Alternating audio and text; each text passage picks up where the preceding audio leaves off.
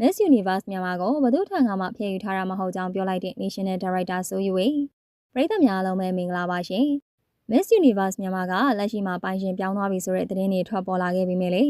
ဒေါ်ဆိုယူဝေကတော့သူပဲဆွေးနွေးလှုပ်ဆောင်နေစေဖြစ်ကြောင်းပြောထားပါတယ်။အဲဒါကြောင့်ပိုင်ရှင်အစစ်မှန်ကဘယ်သူလဲဆိုတာကိုဝေခွဲမရဖြစ်နေကြပါတယ်။ Miss Universe မြန်မာကိုသူပိုင်နဲ့ငါပိုင်နဲ့ဆိုပြီးညှင်းခုန်နေကြတဲ့အချိန်မှာကိုထူအန်လမင်ကတော့ဒီလိုင်းစင်ကိုရထားခဲ့တာက2025ခုနှစ်ဖေဖော်ဝါရီလတည်းကဖြစ်တယ်လို့ဆိုပါတယ်။အရင်ပိုင်ရှင်ကပြိုင်ပွဲကိုဆက်လက်ကျင်းပနေစေဖြစ်လို့သူ့ဘက်ကဘာမှမပြောခဲ့တာဖြစ်ပြီးမြဲလေ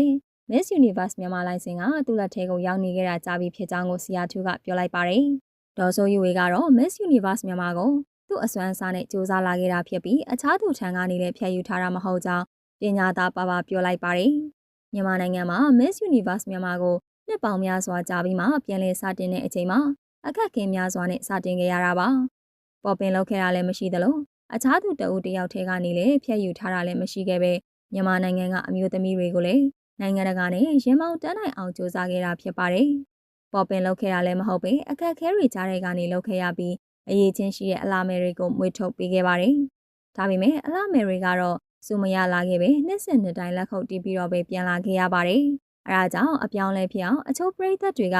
Miss Universe မြန်မာကိုဆီယာထူးကိုလောက်ကိုင်းစေချင်ကြပါတယ်။ဆီယာထူးကလည်း Miss Universe မြန်မာရဲ့လိုင်စင်ကိုသူရသွားပြီဆိုပြီးတရားဝင်ကြေညာခဲ့တာဖြစ်ပါတယ်။နှစ်ယောက်လုံးကတော့အလားမယ်လောကကိုတိုးတက်စေချင်သူတွေဖြစ်ပြီးမြဲသူပိုင်နဲ့ငါပိုင်နဲ့ဆိုပြီးညှင်းခုန်နေကြဆဲဖြစ်ပါတယ်။ဆီယာထူးက Miss Universe မြန်မာရဲ့တာဝန်ရှိသူတွေကိုပါတွားတွေ့ခဲ့ကြောင်းအထောက်အထားတွေကိုပါပြသလာခဲ့တာပါ။ဆီယာထူးကအလားမယ်တွေကို Make-up အဝယ်စားဝတ်စုံအစအဆုံးပံ့ပိုးနိုင်တာဖြစ်လို့ဆီယာထူးလက်ထက်မှာတော့တခုခုပြောင်းလဲနိုင်မယ်လို့ယုံကြည်ထားကြတာပါ။ပိုင်ရှင်နှစ်ယောက်ကညှင်းခုန်နေဆဲဖြစ်ပြီး Miss Universe မြန်မာရဲ့ပိုင်ရှင်အစမ်းမှန်ကဘယ်သူဖြစ်လာမလဲဆိုတာစိတ်ဝင်စားဖို့ကောင်းနေပါပြီ။ Miss Universe မြန်မာကိုဒေါ်ဆိုယူဝေပဲဆက်လုပ်ကိုင်းသလားဒါမှမဟုတ်အပြောင်းလဲတွေလုပ်မဲ့ဆီယာထူးပဲလုပ်ကိုင်းသလားဆိုတာ comment မှာအမြင်လေးတွေကိုပြောပြပေးခဲ့ကြပါအောင်ရှင်။